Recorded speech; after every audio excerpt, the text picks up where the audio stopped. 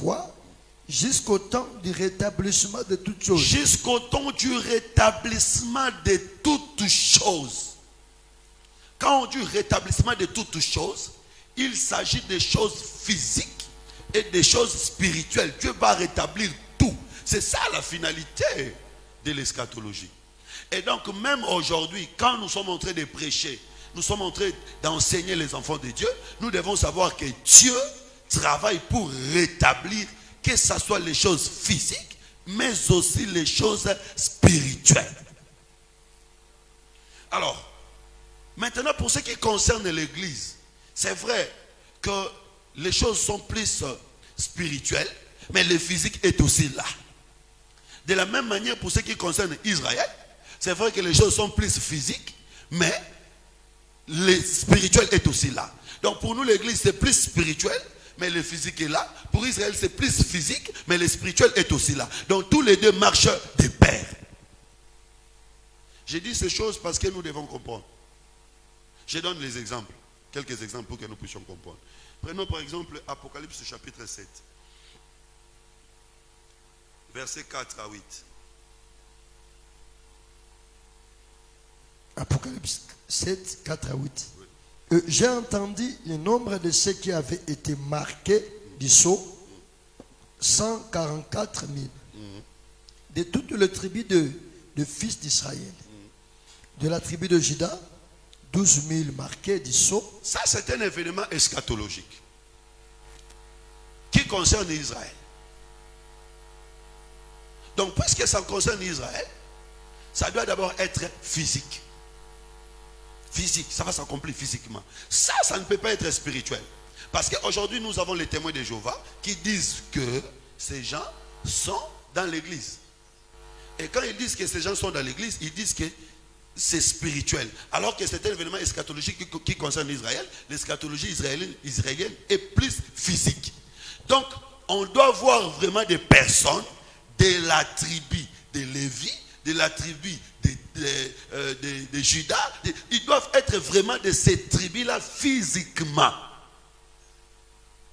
Et maintenant, l'aspect spirituel vient comment? Ils doivent aussi être vraiment 144 000. Mais l'aspect spirituel vient à partir de la valeur spirituelle des nombres. C'est-à-dire, c'est un événement eschatologique qui s'accomplira physiquement. Mais il y aura aussi une dose de spiritualité. Parce que c'est un événement eschatologique lié à Israël. Donc ça va s'accomplir physiquement, mais il y aura une dose de spiritualité. La dose de spiritualité, c'est par rapport aux valeurs spirituelles, aux valeurs numériques spirituelles de chaque nombre. Je vais donner un autre exemple. Ésaïe chapitre 2, verset 2 à 4. En tout cas, je suis en train de mettre des bases pour que quand nous allons entrer, que nous ne puissions pas nous perdre. C'est tellement important des lignes que je suis en train de tracer. Ésaïe 2, verset 2 à 4. 2 à 4. Il sera le juge des nations, l'arbitre d'un grand nombre de peuples. Prends un verset. Comment se peut-tu verset premier? Prophétie d'Ésaïe, fils d'Amon, sur Juda et Jérusalem. Il arrivera dans la suite de temps que la montagne de la maison de l'Éternel Ésaïe sera... chapitre 2, verset 1, nous descendons. Il arrivera dans la suite des temps que la montagne de la maison de l'Éternel sera fondée sur les sommets des montagnes. Quand on dit il arrivera dans la suite des temps, vous comprenez que c'est l'eschatologie. Et Ésaïe, parmi les prophètes qui ont beaucoup parlé sur les événements eschatologiques, il y a le prophète Ésaïe. Il arrivera dans la suite des temps que, qu'est-ce qui va se passer? Que la montagne de la maison de l'Éternel sera fondée sur les sommets des montagnes. Ça, c'est compliqué. Parce que c'est de l'eschatologie israélite, mais ça prend aussi l'église. Voilà pourquoi les choses deviennent compliquées. Il dit, il arrivera dans la suite du temps que la montagne, il parle de la montagne. La montagne, continue. La montagne de la maison de l'Éternel De la maison de l'Éternel sera fondée sur les sommets des montagnes. sera fondée sur les sommets des montagnes. Donc, il y aura une montagne au-dessus des autres montagnes. Ça, c'est l'eschatologie d'Ésaïe. Qu'elle se levera par-dessus. La montagne de l'Éternel s'élèvera au-dessus des autres montagnes. Les collines. Au-dessus des collines. Et que toutes les nations y afflieront.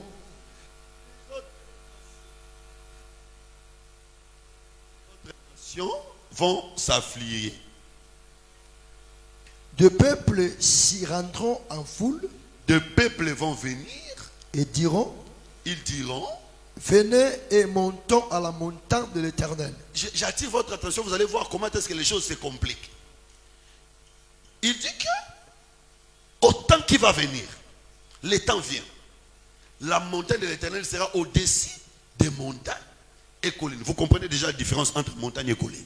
C'est-à-dire qu'il y a de ceux qui sont plus élevés et de ceux qui sont moins élevés. Mais tous seront dominés par la montagne de l'Éternel. Alors maintenant, les nations, les peuples viendront. Viendront pour aller où? À la montagne de l'Éternel. Continue. Et diront. Ils diront. Venez et montons à la montagne de l'Éternel. À la maison du Dieu de Jacob. Montagne de l'Éternel, c'est aussi maison. Maison du Dieu de Jacob. Enfin qu'il nous enseigne ses voies. Pour que l'Éternel nous enseigne ses voies. Continue. Et que nous marchions dans ses sentiers. Pour que nous puissions marcher. Ça, ce sont les nations et les peuples qui veulent marcher selon la parole de Dieu. Car de Sion sortira la loi. Ok, bon, on se limite d'abord là-bas. Quand est-ce que ça va s'accomplir? Quand? Parce que Ésaïe est en train de prophétiser. Je vous avais dit qu'Ésaïe a prophétisé 700 ans avant la venue du Messie, avant la venue du Messie. Mais il dit qu'au temps qui viendra, la montagne de l'Éternel s'élèvera au-dessus de toutes les montagnes, toutes les collines, et les peuples iront, nations iront apprendre à marcher selon la voie de l'Éternel. Ça va s'accomplir quand? Ça va s'accomplir au règne millénaire, dans le règne millénaire. C'est dans le règne millénaire que toutes les nations marcheront selon la parole de Dieu. Dans le règne millénaire, personne ne commettra des choses selon sa volonté ou selon son enseignement. Personne ne vivra selon ses coutumes. Personne ne vivra selon la pensée d'un autre Dieu. Tout le monde vivra selon la volonté du Seigneur. Mais maintenant, regardez ce qui se passe. Ésaïe parle des montagnes. Ésaïe parle aussi des peuples. Alors, quand la prophétie va s'accomplir, est-ce que le royaume de Dieu sera une montagne physique? Parce que l'eschatologie israélite doit être physique. Mais est-ce que le royaume des cieux ou le royaume de Dieu sera une montagne physique? Est-ce que quand nous allons, ceux qui vont regarder, ils vont voir une montagne au-dessus des autres montagnes? Non. Les montagnes ici représentent le peuple, des royaumes. Voilà pourquoi ils présentent montagne et colline. C'est-à-dire qu'il y a des royaumes qui sont plus puissants et des royaumes qui sont moins puissants. Aujourd'hui, nous avons par exemple les États-Unis d'Amérique, la France, la Belgique, l'Allemagne. Comparé au Congo, vous voyez qu'il y a montagne et colline. Mais le temps du règne millénaire, la montagne de Dieu, c'est-à-dire le royaume de Dieu sera au-dessus de tous les royaumes de la terre. Et le royaume de Dieu ici, montagne de Dieu, c'est Israël. Ce n'est pas que Dieu descendra, non, c'est Israël. Alors, vous comprenez qu'il y a une partie physique et il y a une partie spirituelle. La partie physique, c'est quoi? C'est que quand on dit nation, c'est vraiment nation. Quand on dit peuple, c'est vraiment peuple. On ne va pas interpréter nation, on ne va pas interpréter peuple. Nous gardons nation comme nation, nous gardons peuple comme peuple, mais nous interprétons montagne. Donc nous sommes dans l'eschatologie israélienne, il y a une dose, une partie physique et également une partie spirituelle. Je crois que vous comprenez. Donc voilà, ce sont des exercices que nous allons faire tout au long de notre marche quand nous serons entrés d'étudier les événements eschatologique. Alors, un autre point que je peux vous donner avant d'entrer dans l'ouverture des sceaux. Lisons 1 Jean chapitre 3 verset 2 et puis 1 Corinthiens 15 54 à 58.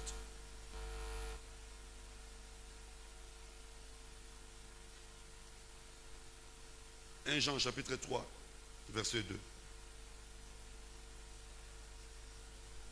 1 Jean chapitre 3, je prends le verset 10. Bien-aimés, nous sommes maintenant enfants de Dieu et ce que nous serons n'a pas encore été manifesté. Mais nous savons que lorsque cela sera manifesté, nous serons semblables à lui. Nous sommes enfants de Dieu. Mais ce que nous serons n'est pas encore manifesté. Là, j'en parle de l'eschatologie. Aujourd'hui, nous sommes enfants de Dieu. Mais au futur, il y a quelque chose qui va arriver. Ça, c'est le futur. Ce n'est pas encore arrivé. Réponds, continue. Réponds, puis tu continues. Je reprends le premier verset. Bien-aimés, nous sommes maintenant enfants de Dieu.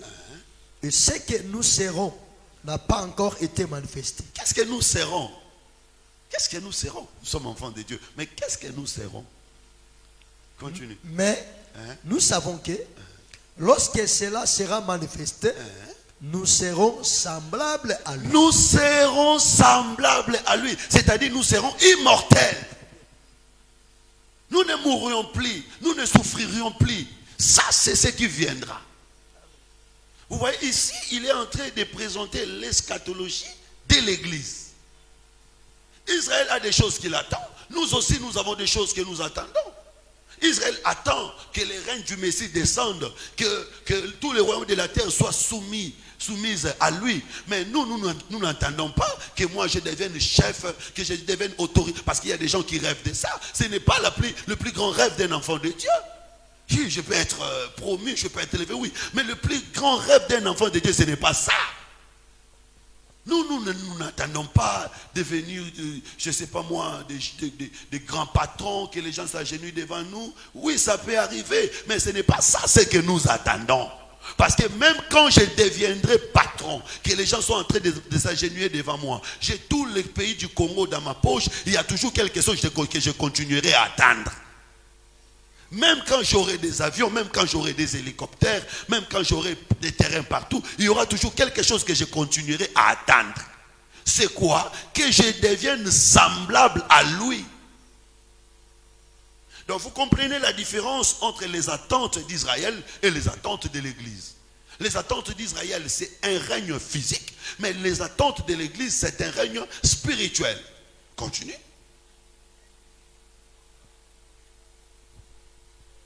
Nous serons semblables à lui parce que nous le verrons tel qu'il est. Parce que nous le verrons tel. Aujourd'hui, nous n'avons pas encore vu le Seigneur tel qu'il est. Aujourd'hui, nous le voyons par des images, par des photos. C'est comme le serviteur le plus ancien, quand il est allé prendre Rebecca pour épouse à Isaac. Le serviteur le plus ancien avait présenté aussi à Rebecca les photos d'Isaac. Vous savez les photos qu'il avait présentées? Il a décrit Isaac. Il a commencé par décrire le père. Mon maître Abraham, c'est un homme riche. Il n'a qu'un fils unique qu'il a acquis dans sa vieillesse. Donc, il a parlé d'Abraham. Il a parlé d'Isaac. Rebecca avait une idée sur Abraham et sur Isaac. Mais Rebecca n'avait pas encore vu Abraham et Isaac. Mais le jour où Rebecca était arrivée dans la maison, Rebecca a vu Isaac. Elle a comparé avec ce qu'elle avait écouté. Elle a vu que c'est ça. Elle est descendue et a embrassé l'homme. Donc aujourd'hui, les ministres de Dieu sont en train de nous dessiner Isaac à travers les différents messages. Mais nous n'avons pas encore vu cet homme tel qu'il est. Mais ce jour-là, nous le verrons tel qu'il est. Personne ne peut mentir aujourd'hui que j'avais vu Jésus. Ça, c'est une vision. J'avais vu Jésus, il avait des longues barbes, il avait porté nous. Ça, c'est une vision. Ce n'est pas Jésus, c'est seulement une image. Mais voir Jésus face à face, c'est un événement eschatologique. Ça n'arrivera pas aujourd'hui. C'est un événement eschatologique. Et puis, le jour où nous le verrons, nous deviendrons directement semblables à lui. C'est pourquoi j'ai dit à Papa Serge que les corps là, c'était à la fois eschatologique et historique. Parce que les gens l'ont vu, mais ils ne sont pas devenus semblables à lui. Mais quand on les verra dans son corps proprement eschatologique, nous deviendrons semblables à lui. C'est-à-dire, nous aussi, nous n'allons plus mourir, nous n'allons plus souffrir. Nous aurons une puissance sur tout ce qui nous domine. Et continue pour terminer, puis nous allons prendre un autre texte. Quiconque a cette espérance en lui se purifie. Alléluia. Donc dans l'église, la purification, la sanctification n'est pas motivée parce que nous sommes dans un territoire où il y a beaucoup de sorciers. Nous devons nous purifier, nous sanctifier, sinon les sorciers vont nous bouffer. Non, la purification et la sanctification, c'est par rapport aux attentes eschatologiques. Parce que nous attendons voir le Seigneur. Parce que nous attendons devenir semblables à lui. Nous devons nous purifier, nous sanctifier. C'est-à-dire que le message eschatologique, c'est une motivation à la sanctification. Pour que les gens puissent craindre Dieu. C'est pourquoi parfois moi je m'étonne. Aujourd'hui quand on parle de l'eschatologie, les gens sont en train de se réjouir, les gens ne se donnent pas la peine de se sanctifier. En principe, ces messages doivent apporter la purification, ces messages doivent apporter la sanctification. Parce que nous voyons la grandeur de cette attente, c'est plus que la richesse de ce monde. Si les gens peuvent se purifier pour avoir de l'argent, les gens peuvent se purifier parce qu'ils ont peur des sorciers, encore même plus forte raison, nous devons nous purifier parce que nous attendons Dieu, parce que nous voulons rencontrer Dieu. Donc, ce message est un élément motivateur de la sanctification. Le message de l'eschatologie. Dans l'église où le message de l'eschatologie est prêché, si les gens ont compris ce message, ils craindront Dieu. Ils vont se purifier, ils vont se sanctifier parce que l'espérance ou l'attente est tellement grande. Prends maintenant 1 Corinthiens chapitre 15, verset 54. Nous descendons jusqu'au verset 58. Lorsque ce corps corruptible aura revêtu l'incorruptibilité. Ça c'est Paul qui parle. Lorsque ce corps corruptible aura revêtu l'incorruptibilité. Et que ce corps mortel aura revêtu l'immortalité. Le corps mortel revêtira l'immortalité. Alors s'accomplira la parole qui est écrite. La mort a été engloutie dans la victoire. Jusqu'à aujourd'hui, cette parole n'est pas encore accomplie parce que c'est une parole eschatologique. Continue. Ô mort, où est ta victoire?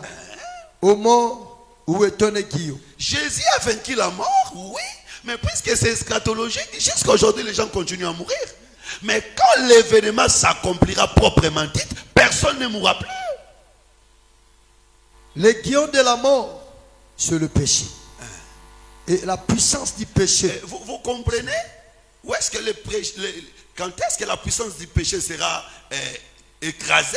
C'est dans les règnes millénaires. C'est dans les règnes millénaires qu'il n'y aura plus la puissance du péché. Et donc c'est ce moment-là que la mort n'aura plus d'autorité. Continue.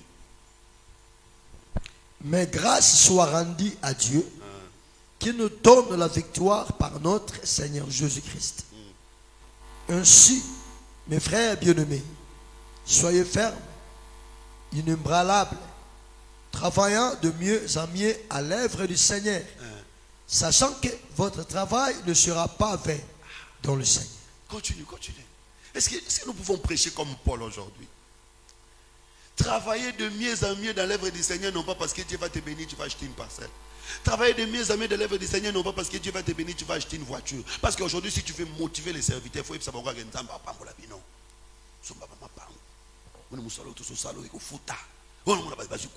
mais Paul ne prêchait pas comme ça.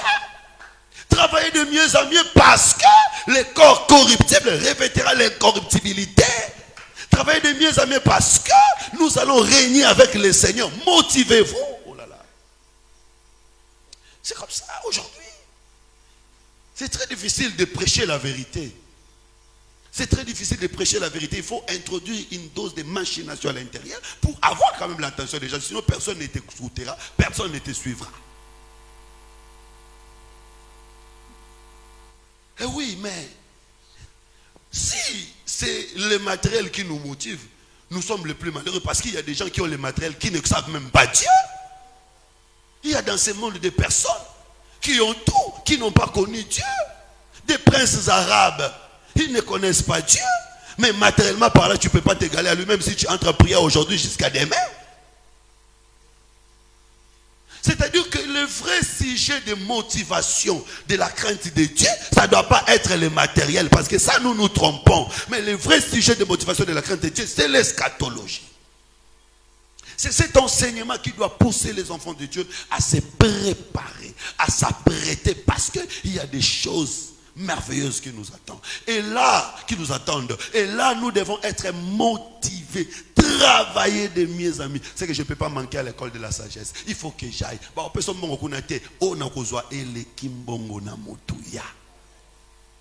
je suis là-bas, nous allons terminer.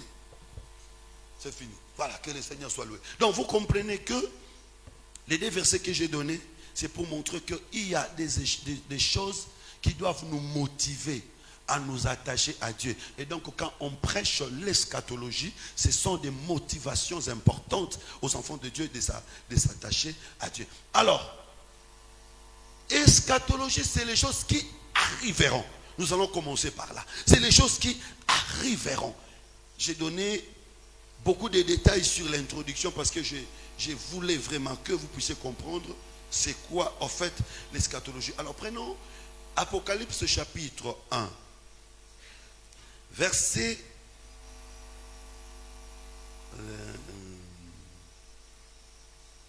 19. Apocalypse chapitre 1, je prends le verset 19. Écris donc les choses que tu as vues. C'est le Seigneur qui dit à Jean, écris les choses que tu as vues. Et celles qui sont. Et celles qui doivent arriver après elles. Ah.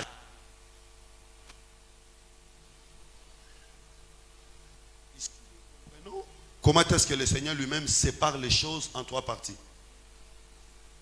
Que tu as vu. C'est-à-dire, dans Apocalypse chapitre 1, Jean traverse 3 temps. Le premier temps, les passés, les choses que tu as vues, les choses qu'il avait vues, c'est les passés. Je vous avais dit que quand il tourna derrière, il a vu les tabernacles, il a vu les chandeliers, ce sont des choses du passé. Celles qui sont et celles qui doivent arriver. Alors, les choses qui sont, c'est quoi? Cette lettre adressée aux églises.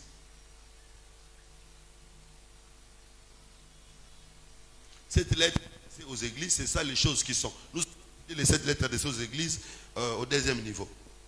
Maintenant, les choses qui doivent arriver, celles qui doivent arriver, c'est ça les événements eschatologiques. Et ces événements, Jean commence à les contempler dans Apocalypse 5. C'est-à-dire, notre étude commence par Apocalypse chapitre 5. Je laisse Apocalypse chapitre 4 parce que c'est l'adoration. C'est l'adoration. C'est vraiment l'adoration finale. Peut-être nous allons en parler quand nous allons décrire les événements eschatologiques. C'est l'adoration finale. Mais ici, il s'agit nous voulons étudier les événements qui vont se dérouler après les temps de l'église. Parce que l'eschatologie, comme je vous ai dit, ce sont des événements futurs. Alors, tous ces événements commencent à partir du chapitre 5. Les détails, la clé de voûte, c'est à partir du chapitre 5. Qu'est-ce qui se passe dans le chapitre 5? Je ne dis pas que ce qui se passe dans le chapitre 5, c'est l'eschatologie, mais c'est ce qui ouvre les événements eschatologiques et c'est ce qui donne même le sens des événements eschatologiques. Lisons ça, Apocalypse chapitre 5. Apocalypse chapitre 5. Je prends le premier verset. Puis je vis dans la main droite de celui qui était assis sur le trône un livre écrit en dedans et en dehors, scellé de 7 sceaux. Si vous lisez chronologiquement Apocalypse, nous sommes dans Apocalypse 1, on lui dit écris les choses que tu as vues, celles qui sont et celles qui doivent arriver. Alors, Jean écrit les 7 lettres adressées aux églises, nous comprenons littéralement que ce sont des choses qui sont. Après, on lui dit, monte. Ça, c'est le chapitre 4. Monte, je te ferai voir les choses qui doivent arriver. Donc, c'est-à-dire, on suppose que tout ce que Jean voit au chapitre 4, au chapitre 5, ce sont des choses qui doivent arriver. Ça, c'est littérairement parlant. Mais quand on entre là-dedans, on trouve qu'il y a aussi des choses qui sont passées. Mais que Jean voit comme si ce sont des choses qui viendront. C'est pour dire seulement que dans la prophétie, il faut savoir classer chaque chose à son temps. C'est lui qui étudie la prophétie. Quand tu lis, il faut savoir placer que cet événement va s'accomplir dans tel temps ou cet événement s'est accompli dans tel temps. Alors, allons maintenant. Et je vis un ange puissant. Il voit sur la main de celui qui était assis sur le trône. Ça, c'est merveilleux. Quand Jean monte au ciel, il ne verra pas 2 personnes sur le trône. Il ne verra qu'une seule personne. C'est-à-dire, si tu es sur la terre, tu peux voir 3 dieux. Tu peux voir Dieu est Père, Dieu est Fils, Dieu est Esprit. Tu peux voir Dieu sous plusieurs formes. Tu peux voir Dieu comme un agneau, tu peux voir Dieu comme un aigle, tu peux voir Dieu dans plusieurs formes. Mais si tu montes au ciel sur le trône, il n'y aura qu'un seul Dieu. C'est pour dire qu'il est à la fois Père, Fils, Esprit. C'est lui-même. Parce que là, sur le trône, Jean n'a pas vu le trône du Fils, le trône du Père et le trône du Saint-Esprit.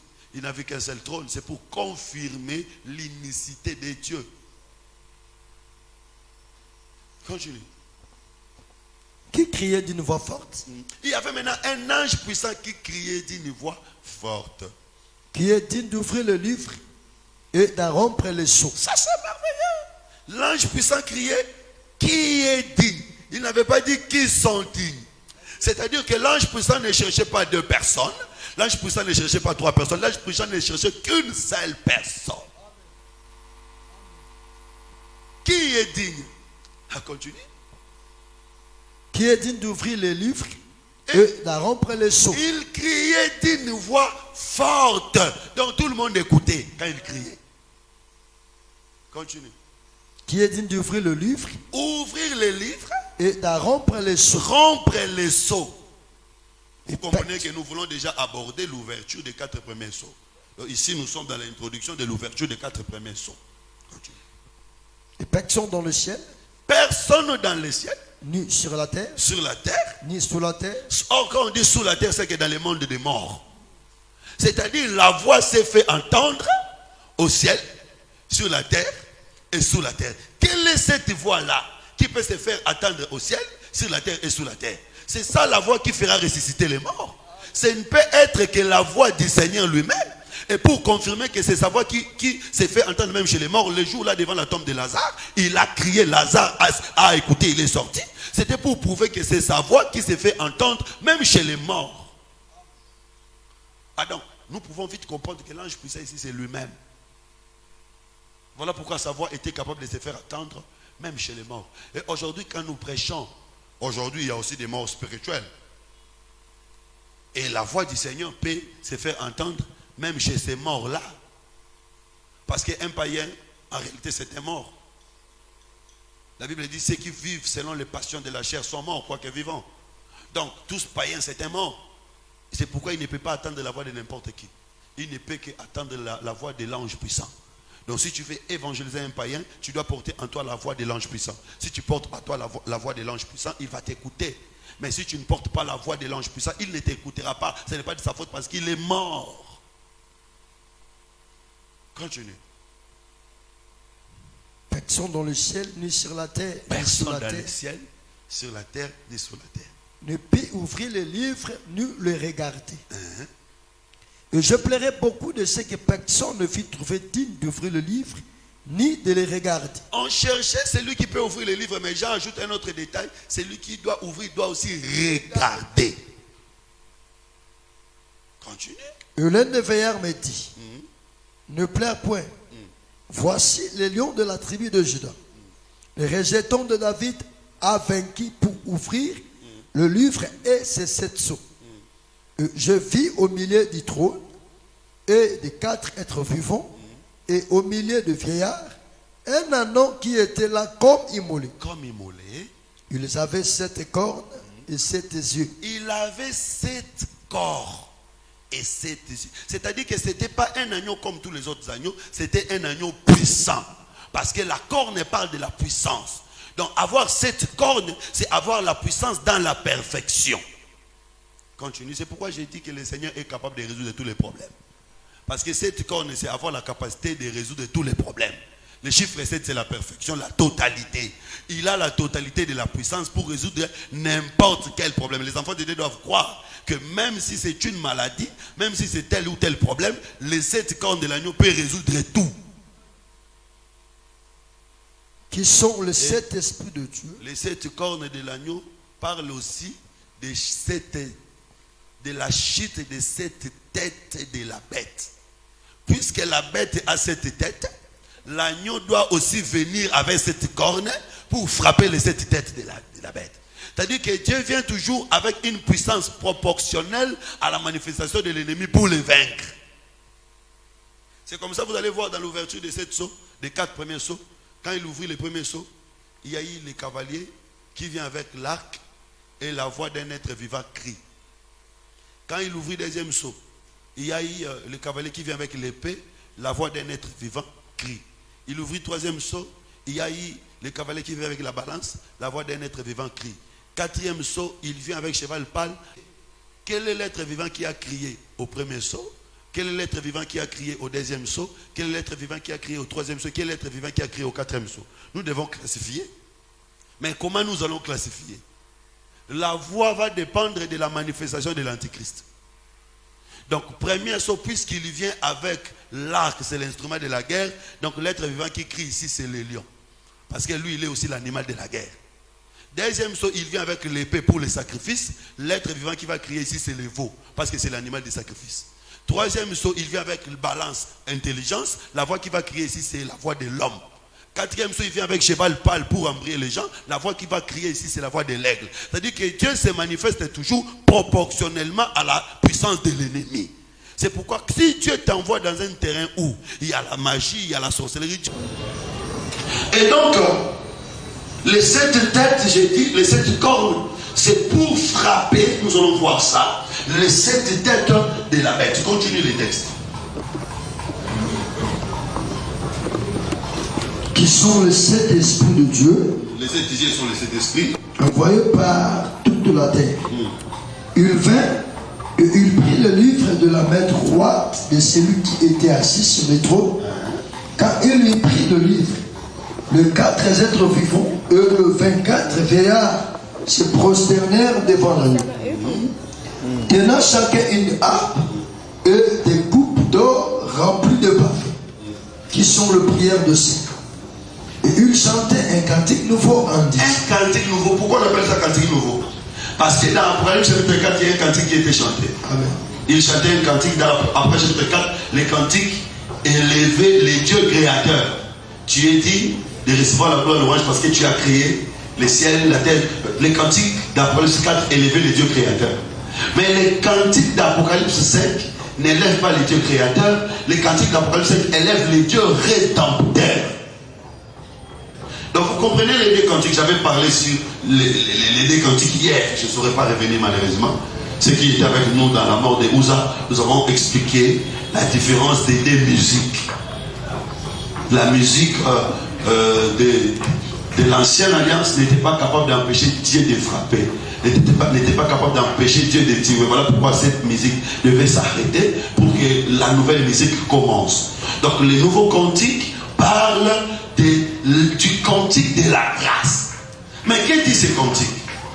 En disant, tu es digne de prendre le livre et d'ouvrir les sceaux, car tu as été immolé et tu as racheté pour Dieu par ton sang des hommes de toute vie. Directement nous comprenons l'ouverture du livre, c'est racheter. Quand on dit que l'ouverture du livre est scellée, en réalité l'ouverture du livre est scellée, c'est le rachat. Tous nous pouvons vite comprendre que le livre scellé a été ouvert où? C'est la croix de Golgotha. Quand le Seigneur est mort, le livre est ouvert. Pourquoi? Parce que les gens qui étaient perdus sont rachetés. Et si nous rentrons dans les Écritures, Deutéronome chapitre 17, Deutéronome chapitre 17, le verset c'est 18. Deutéronome 17, 18. Quand il s'assiera sur le trône de son... verset 17 aussi.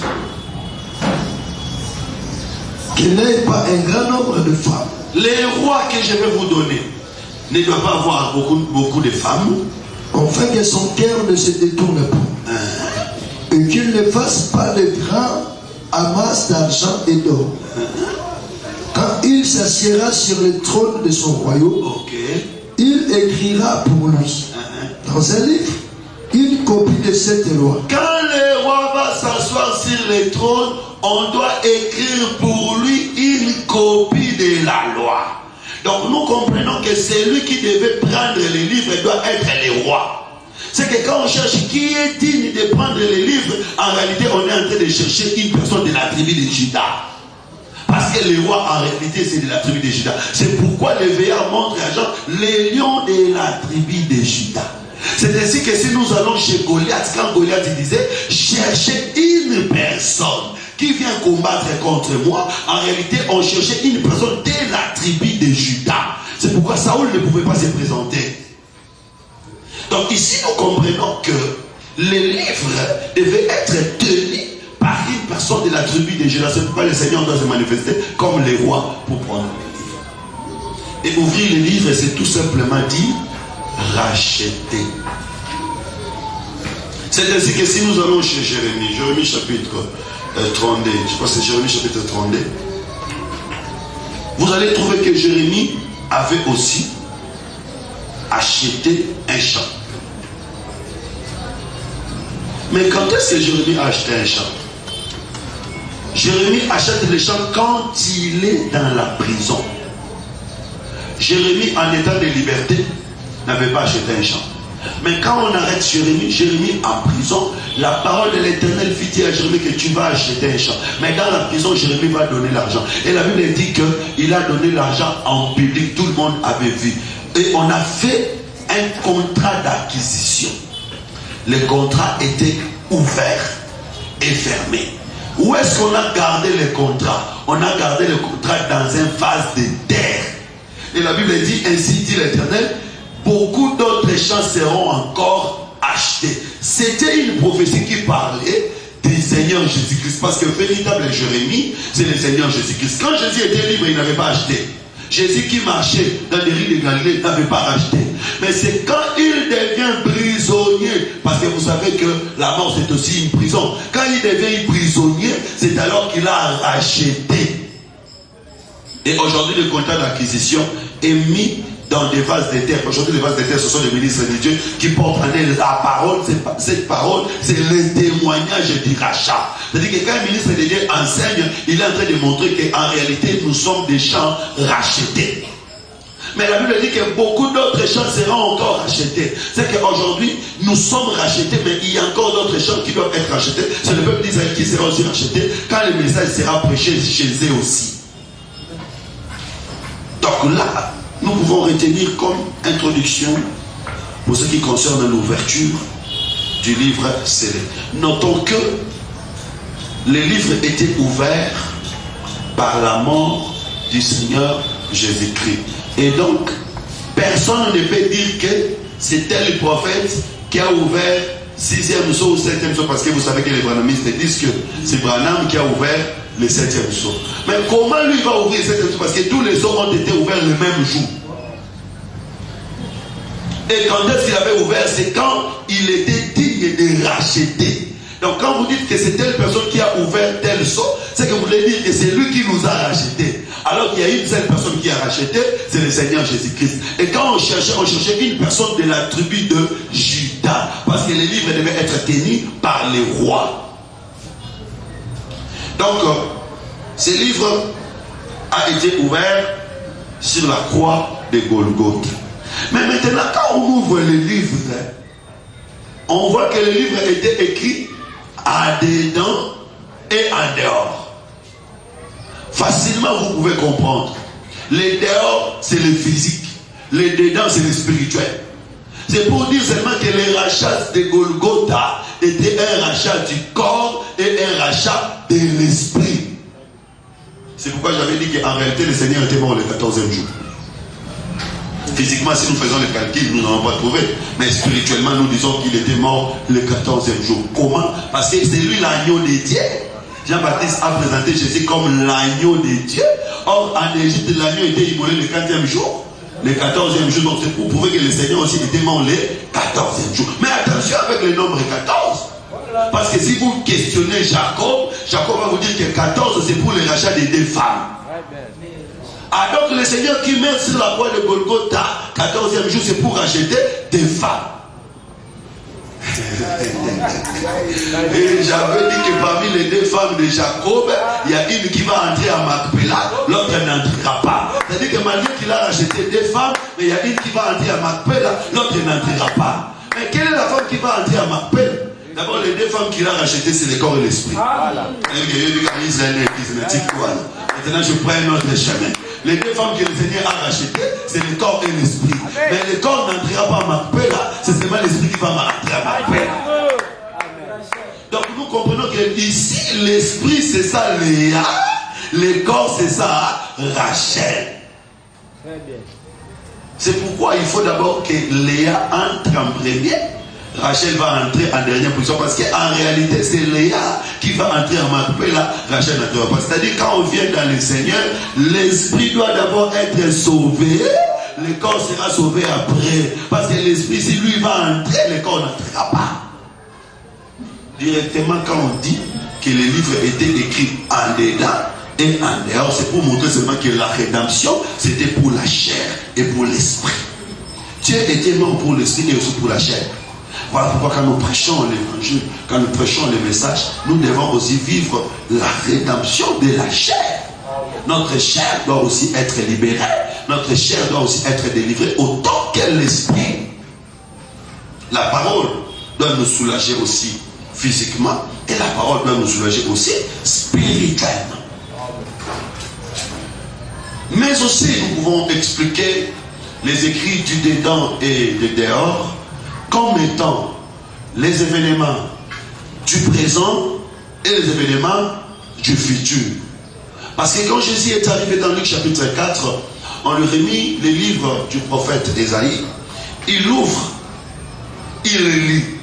L'Esprit du Seigneur est sur moi parce qu'il m'a oint pour annoncer une année de la grâce. Mais Ésaïe avait aussi dit un jour de vengeance.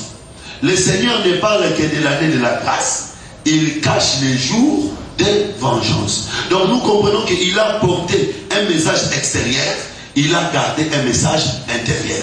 Le message intérieur c'est quoi? C'est le jugement. Le message extérieur c'est la grâce. Aujourd'hui nous avons un message de la grâce, mais derrière ce message de la grâce, il y a un jugement qui est caché. Et donc c'est dans l'ouverture du livre que nous allons voir les salés.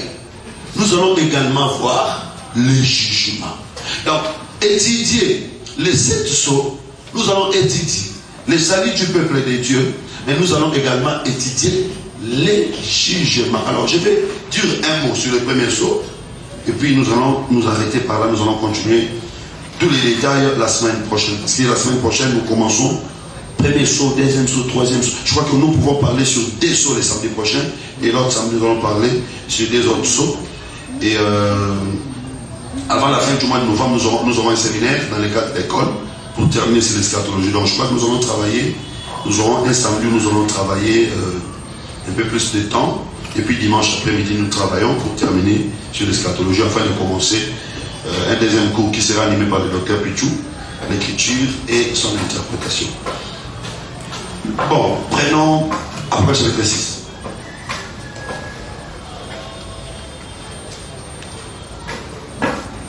Verset 1er. Apocalypse 6, verset 1er.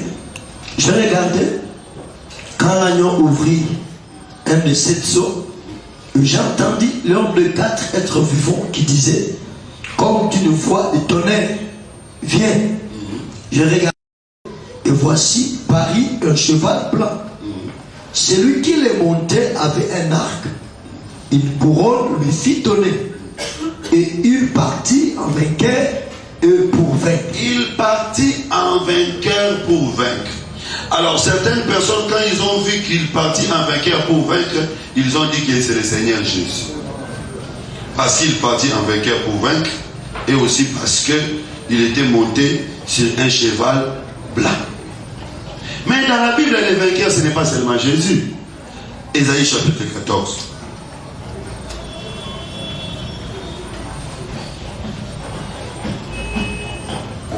Ésaïe chapitre 14 commence à partir du verset 12. Ésaïe 14, 12. Te voilà tombé du ciel, astre brillant, fils de l'aurore, Dieu t'a bâti à terre, toi le vainqueur des nations. Vainqueur des nations. Ici on parle de qui? En réalité on parle de Nécabistar, mais c'était une prophétie qui parlait de Satan. On l'appelle vainqueur des nations. Et vous savez avec moi que l'Antichrist viendra sur la terre, il sera le représentant de Satan. Donc il aura en lui l'incarnation du diable. C'est que quand on dit ici cheval blanc, c'est lui qui est monté, il partit en vainqueur pour vaincre. Il est en réalité en train d'exercer sur la terre les pouvoirs de Satan. Donc vainqueur ici, ce n'est pas Christ, mais c'est le diable qui vient avec cheval blanc pour tromper. Et quand on dit il va vaincre, c'est par rapport à la mission qu'il aura, la mission de séduire. Non pas de séduire les enfants de Dieu, mais de séduire les nations. Parce que les enfants de Dieu qui seront sur la terre ne seront pas séduits. Que le Seigneur vous bénisse. Je crois que je vais m'arrêter là. Je ne me sens pas vraiment très bien. Alors je ne sais pas s'il y aura quelques questions. Je vais répondre. Et puis le samedi prochain, nous allons mettre tous les deux pieds dans l'eschatologie. Aujourd'hui, c'était question pour moi de vous donner les grandes lignes et les bases pour que vous ayez la compréhension générale sur l'eschatologie. Que Dieu vous bénisse.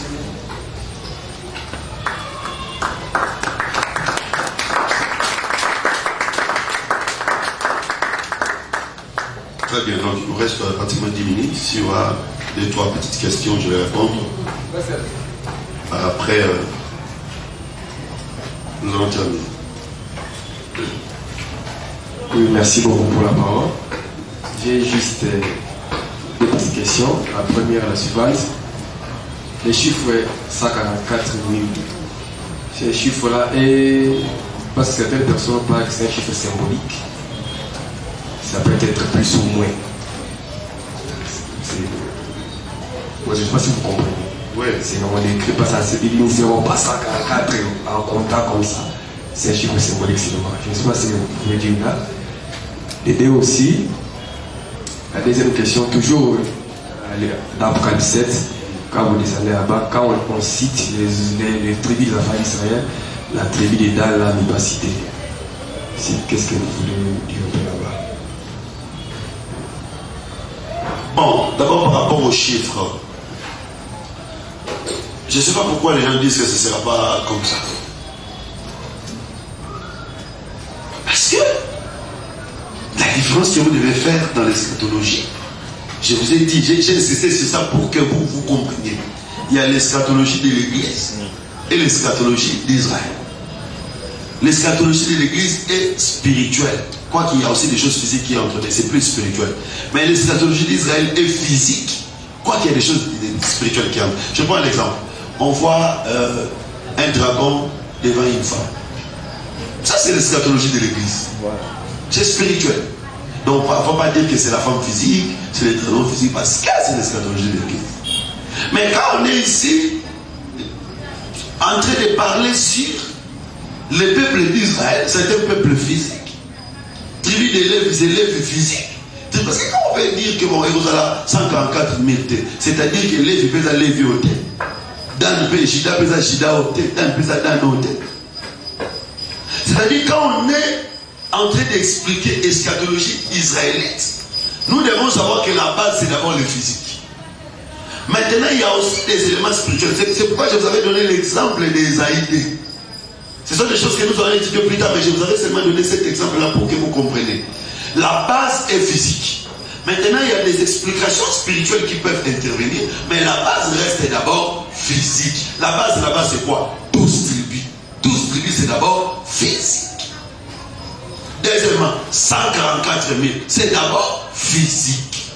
Maintenant, les éléments spirituels qui entrent là, par exemple, on voit un ange qui a les sceaux. pour marquer le front des enfants de Dieu, automatiquement, ça ne sera pas des cachets physiques. Donc il faut garder une base physique et une base spirituelle. Je me rappelle encore, apôtre Florent Bongenda, j'avais fait un grand... En fait, il me disait ça, mais moi je n'étais pas d'accord. Il m'a dit, Tarabino, le côté à la prophétie. Aux autres soirs, on va nous expliquer, quoi interpréter, quoi les avoir révélations de la prophétie. Prophétie est Kokisama Kaboye. Avec les différentes études, j'ai compris qu'il avait raison. L'accomplissement de la prophétie, c'est montrer quand est-ce que tel événement va s'accomplir. Quand on est dans le monde de révélation, on explique. Mais quand on est dans la prophétie, on montre quand est-ce que les choses vont s'accomplir. Donc la base physique doit être là. 144, d'abord 12 tribus d'Israël. On ne va pas dire que Israël, en réalité, c'est nous aujourd'hui qui sommes Israël, donc c'est nous aujourd'hui les ouins. Non! Israël, c'est Israël physique. 144 000, c'est 144 000. Maintenant, après, nous pouvons nous donner des explications spirituellement. 12 fois 12, parce que 144 c'est 12 fois 12. Nous pouvons maintenant donner des explications pour dire que la valeur ici représente telle chose. Mais dire que Ekozala 144 était inversé 1000. Parce que vous n'avez pas dit que 144 000. Vous voyez? Donc parfois, si nous voulons nier comme ça, nous n'avons pas un verset qui nous autorise à dire que ça ne sera pas 144 000. Donc moi je crois, à mon avis, nous devons accepter telles que les choses sont écrites. Et maintenant, donner peut-être une explication. Ces nombres-là peuvent aussi signifier telle ou telle chose, tout en gardant l'accomplissement physique des événements tels qu'ils sont décrits. Alors maintenant, par rapport à la tribu de Dan, Dan n'est pas cité. Et la Bible n'a rien dit aussi par rapport à du fait que Dan n'est pas cité. Tout ce que nous allons dire n'est que spéculation. Parce que chacun de nous va dire un mot. Parce que nous allons mais je vous dis en réalité, tout ce que nous allons dire n'est que spéculation. Parce que la Bible n'a rien dit là-dessus. C'est comme les 7 tonnerres. On dit à Jean, n'écris pas. Donc tout ce que nous pouvons dire sur les 7 tonnerres ne sera que spéculation. En réalité, quand Moïse était sur le Sinaï, il y avait des tonnerres. En réalité, tonnerre, c'est la parole de Dieu. Ça, c'est tonnerre de Sinaï. Ce n'est pas tonnerre d'Apocalypse 10. Vous voyez? Donc, quand la Bible n'a pas parlé, parce que nous parlons sur ce que la Bible a dit. Quand la Bible n'a pas parlé, tout ce que nous disons, que spéculation. Alors maintenant, lisons d'abord les 12 tribus là. Quelles sont les tribus qui sont citées? Lisons d'abord. Apocalypse chapitre 5. Parce que moi aussi j'ai quelque chose que je vais dire. Mais je vous avertis déjà que ça ne peut être que ma position. Ce n'est pas une doctrine. C'est seulement ma position, c'est seulement ma compréhension. Parce que là, la Bible n'a rien dit.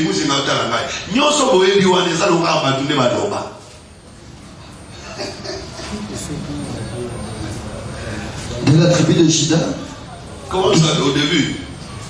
J'entendis le nombre de ceux qui avaient été marqués du sceau 144 000 de toutes les tribus de son fond d'Israël, du fils d'Israël. De la tribu de Juda, 12 000 marqués du sceau. De la tribu de Ribel, de la tribu de Gad, de la tribu d'Azer, de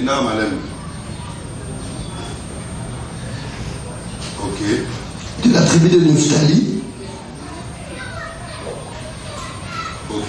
de la tribu de Manassé,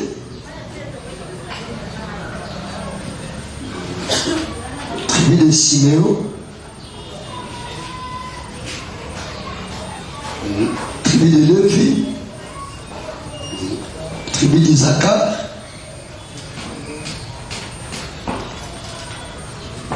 tribu de Zabulon, tribu de Benjamin,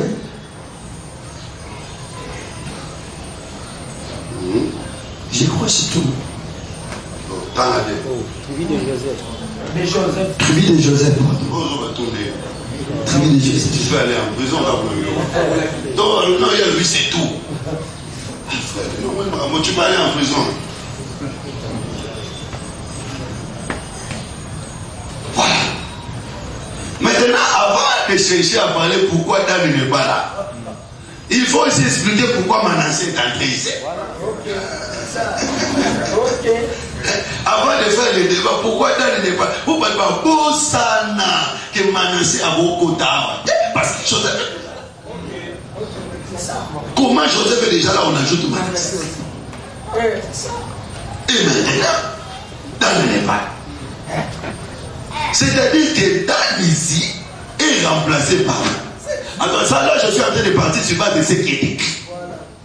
Ah bon, on a fait sa position, on a fait sa position, on a fait nous comprenons clairement que Dan est remplacé par Manassé. Si tu rentres maintenant en Égypte, quand Jacob est venu, les enfants appartenaient à Joseph. Mais quand Jacob arrive, ça ne sera plus les enfants de Joseph, ça sera ils deviendront les enfants de Jacob. Ici, c'est le plan doctrinal. J'ai dit qu'un disciple ne peut pas avoir un enfant. Là où le père est là, le fils ne peut pas avoir un enfant. Très bien, c'est la parole de Dieu. Oh mon fils, vous donne un fils arrêté. Si père ça. C'est la doctrine. Même si vous avez un terre qui est, vous avez gagné, vous avez baptisé qui est, vous avez tiré la terre. Mais c'est père. Vous comprenez c'est ça. C'est pourquoi quand Jacob arrive, même tel que je suis ici, prophète Michel vient ici, bam, je cesse d'être père. Et s'il père allié, bana tout yayo, comme il y a père, des doctrines à moi. Alors quand Joseph voit Jacob en Égypte, Joseph laisse les enfants. Et Jacob dit que ces enfants seront pour moi comme et Siméon. Donc les enfants là étaient devenus enfants de Jacob. C'est qu'en réalité Jacob avait maintenant combien d'enfants? 14 enfants. Donc quand on étudie, mais en réalité, les deux là sont dans Joseph. C'est-à-dire, si on cite déjà Joseph, Manassé et Ephraïm sont inclus dans Joseph. Si on ajoute encore Manassé, tout simplement nous comprenons que Manassé a remplacé Dan. Mais pourquoi? Pourquoi? C'est ça le problème. Pourquoi? La Bible n'a pas donné de pourquoi. Pourquoi? Je vous dis que ça ne serait que des opinions. On demande on a des aveux à cause. Il n'y a pas d'opinion. Moi je donne mon opinion. Moi je crois que Dan, c'est le juge. Je crois que vous savez ça.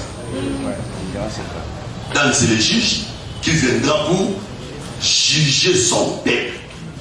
Alors, tu ne peux pas à la fois être juge et parti. Tu ne peux pas à la fois être juge. Tout ça, c'est-à-dire que toi, tu seras juge, tu ne peux pas être parti et juge. Donc, comme Dan, c'est un juge, ici, c'est Dieu lui-même qui va prendre la position de Dan, Jésus qui va prendre la position de Dan. Il ne peut pas se retrouver encore ici. Voilà pourquoi il s'écarte pour juger. Ça, c'est ce que moi je donne. Parce que Dan jugera son peuple, il va aussi mordre les talons du cavalier, les talons du cheval pour que le cavalier tombe. Donc, ici, 144 000, ce sont les peuples qui sont jugés, trouvés dignes. Qui est en train de les juger pour les trouver dignes? C'est Dan. Comment est-ce qu'il est en train de juger? Les gens lui-même doivent encore être là. Il est à l'écart pour juger, trouver que ces gens sont dignes.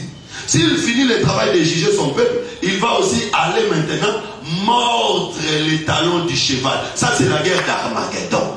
Donc vous comprenez que Dan est à l'extérieur pour accomplir une mission. Ça, c'est les gémologues. Nous sommes pas rien, on peut s'opinion, nous sommes mais opinion était le Non, on peut s'en aller. Les gens ont rentré maintenant. Non, mais il y a tant beaucoup à la tête. Pour me souper la tête. Oui, frère. Mais je dis humblement qu'il a opinion. C'est-à-dire qu'on va appeler mon sous PCP, mon sous et enrichir ta quoi. Bon, j'ai une question aussi. J'aimerais d'abord savoir si elle existe vraiment jusqu'en ces jours. Donc, cette histoire des tribus en Israël, les tribus. Bien sûr que ça existe. Ça existe vraiment jusqu'à aujourd'hui. Ils ont quand même la capacité de reconnaître que je suis Benjamin. Oui, ils savent. Nous avons Benjamin Netanyahu qui est Benjamite. Ils sont vraiment. Ça existe jusqu'à aujourd'hui. Merci beaucoup. Moi, je voulais justement demander pourquoi Bazui Ribin, qui est l'aîné, a tenu à ces magies. Classification, Oyo, et la classification, il y a esprit. Et la classification, il y a nzototé. Ce qui ne peut pas Moïse.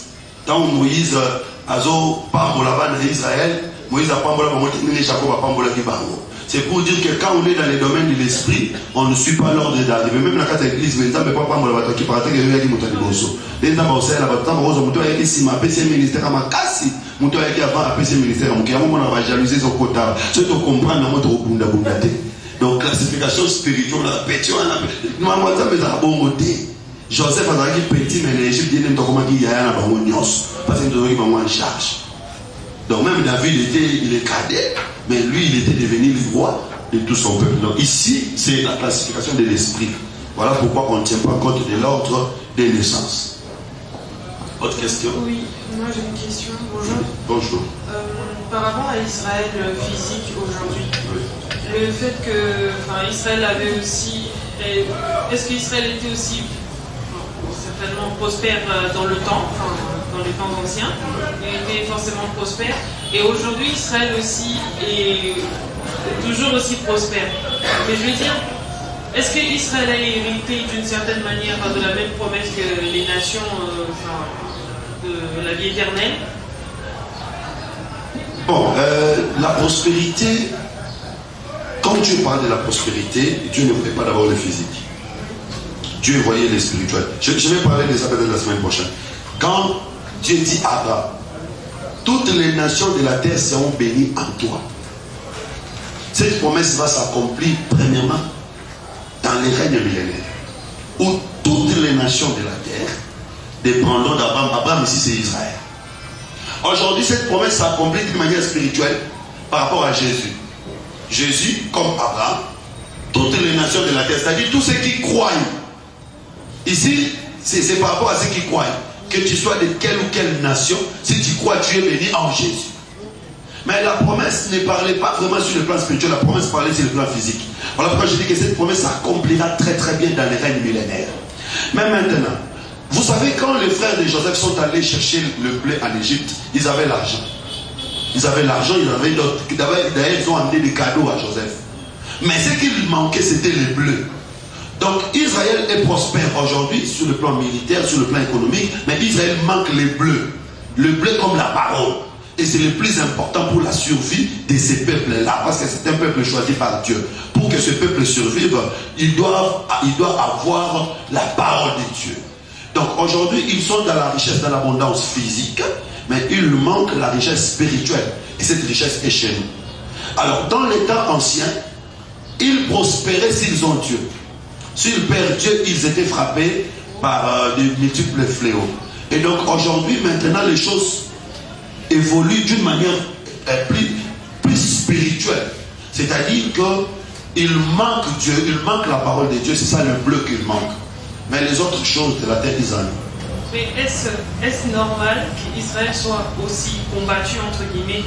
Je dis bien physiquement, parce que je trouve que concernant le conflit israélo-palestinien, je trouve que Israël est assez opprimé, mais ça ressemble un petit peu à Israël dans les temps anciens qui a été aussi combattu, oui. En fait. Oui, mais c'est ce que j'avais expliqué hier.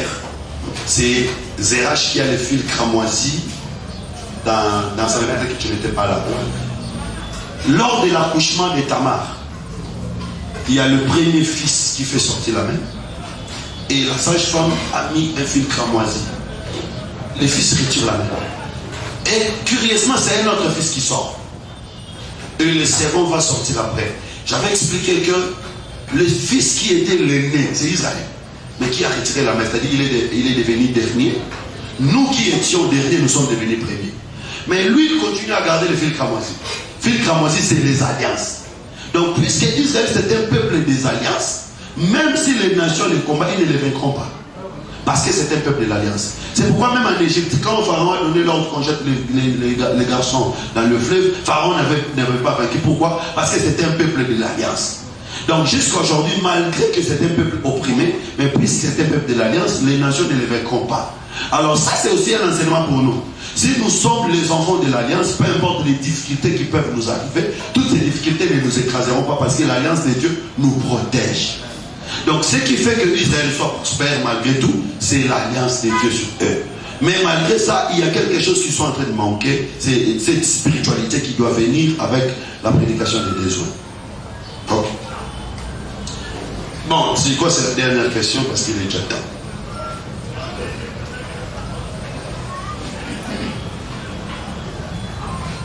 Oui, pasteur Jetro, nous avons une question. Ok. Parce que au début de la scatologie, et qu'on a comme ce qui s'est passé sur le plan physique et monsieur qui a sur le plan spirituel. Selon Apocalypse chapitre 20, où il a dit qu'on déterminait que l'ange Gabriel a collié diable. Alors, Ange Gabriel, Michael plutôt, Michael a collié diable, a emprisonné, et pendant 1000 ans, bakoya sukotika par là vraiment na luka d'éclaircissement na mona zalano éclairité na posta au souvenir d'éclaircissement. Oui, mais si vous voulez ça mon événement qui otanga moyena c'est mytho c'est la totanga mo bien. Mais seulement nasi na loba yango kokanga satana eliko lokaka ke baboto la capacité à kosala. Alors suna makoki ya kosala te. Elle rola na Égypte tant Israël a zobima. Pharaon a salé le côté. C'est Pharaon a fait bakanga yesinga. Donc on moni a salé le côté. Mais tant peuple a bimi ba fungoli à la Jesus. Donc mambo il gagne Égypte, il y a un ça m'appelle Nasuka. Ba okangaye pour un temps, peuple a délivré, après ba délier, à Hollande soit ça la guerre, puis ba vaincre pour la libéla. Parce que bitumba ba mi balé de aussi Israël libéla, wana bitumba, ya mer rouge zo le peuple là, Gog et Magog. Si vous sortez de kuna Pharaon a réalité bakanga qui était ça qui n'a libre. Mais à ça qui en mesure ya kosala Israël le côté. Singa we kana kala zaki makila ya mwana pate parce que makila za singa so ke pa agable la prostitution mona ke fil cramoisi et qui singa mobimba we e kana ki ba misili ya ba hébreu e ko tanda kwa rabte ya mozo mona babi la sage femme ala tsaranda kuna e na cramoisi sage femme wana zana manga lolate to mama pingate sage femme wana zana no chezi moko ala tsanda kuna e l'église cramoisi. Voilà pourquoi et quand il Satan makoki moi Satan a bébi sa église et Satan Satan zanaï. Vous comprenez dans trop détail à mot bien tant au coma na point parce que ça pas point eschatologie. Alors très bien, vraiment que Dieu vous bénisse. Samedi tout coup en attend parce que je vois samedi dans le programme séminaire il y a beaucoup de choses à étudier. Dans le aussi ça makambo na mois de novembre parce que décembre il faut qu'on a cours mususu. Les collègues il est tellement bango le photo programme la besoin de to bon ça qui to ko je laisse la parole à l'administration.